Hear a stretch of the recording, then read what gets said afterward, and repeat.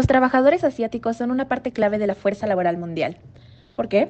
Porque en las últimas décadas Asia ha crecido a una velocidad impresionante. Pero este desarrollo tiene un costo. En la mayoría de los países asiáticos, las jornadas laborales son intensas, con más de 48 horas a la semana. Esto significa menos tiempo para la familia, para el descanso y, en muchos casos, más estrés y agotamiento.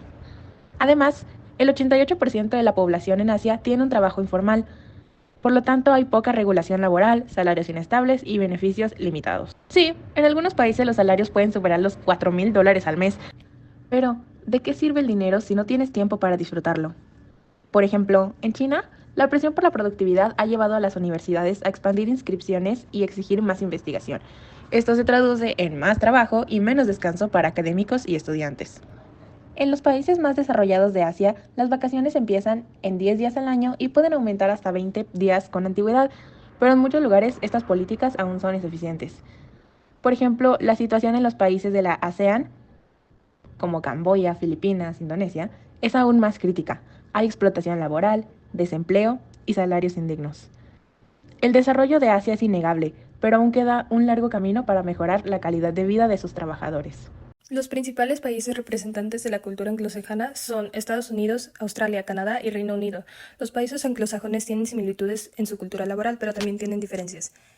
En horarios, la jornada estándar va de 38 a 48 horas semanales. Estados Unidos no tiene un límite legal, mientras que Australia, Canadá y Reino Unido regulan las horas extra. En cuanto a vacaciones, Estados Unidos no garantiza días libres por ley, mientras que el Reino Unido da 28 días, Canadá da al menos 2 semanas y Australia da 4 semanas.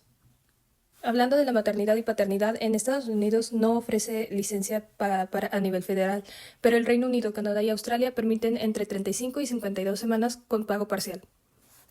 En cuanto a sueldos, los ingresos anuales promedian $60,000 estadounidenses en Estados Unidos, 31,000 libras en Reino Unido, $55,000 canadienses en Canadá y $89,000 australianos en Australia. El desempleo es bajo entre todos, entre el 3,8% y el 5%. En cultura laboral, Estados Unidos es más competitivo y enfocado a resultados. Reino Unido busca el equilibrio, Canadá fomenta la inclusión y Australia prioriza la calidad de vida. Ahora hagamos una comparación con nuestro país. En México, según la Ley Federal del Trabajo, las jornadas laborales son de 48 horas semanales, 8 horas diarias con 2 días de descanso. Asimismo, dentro de las empresas, las prestaciones de ley son obligatorias. Estas incluyen aguinaldo, vacaciones, prima vacacional, seguro social, incapacidad por maternidad y reparto de utilidades.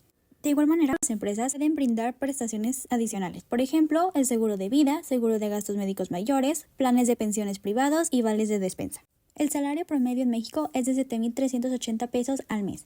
El promedio varía significativamente según la profesión, la experiencia, la ubicación geográfica y la industria. La tasa de desempleo en México se ha mantenido relativamente baja en los últimos años, alrededor del 3%. En México, dependiendo del tipo de puesto de trabajo, se requiere un nivel mínimo de estudios, y no necesariamente un título o cédula. Sin embargo, para algunos trabajos se requiere nivel finalizado de secundaria o incluso del bachillerato. México se enfoca en establecer estilos de liderazgo como liderazgo autoritario, liderazgo democrático, liderazgo transformacional o el liderazgo emocional. En México, la Ley Federal del Trabajo establece un mínimo de 12 días de vacaciones al año después del primer año de trabajo y este periodo aumenta gradualmente con los años de servicio, así como los días festivos nacionales.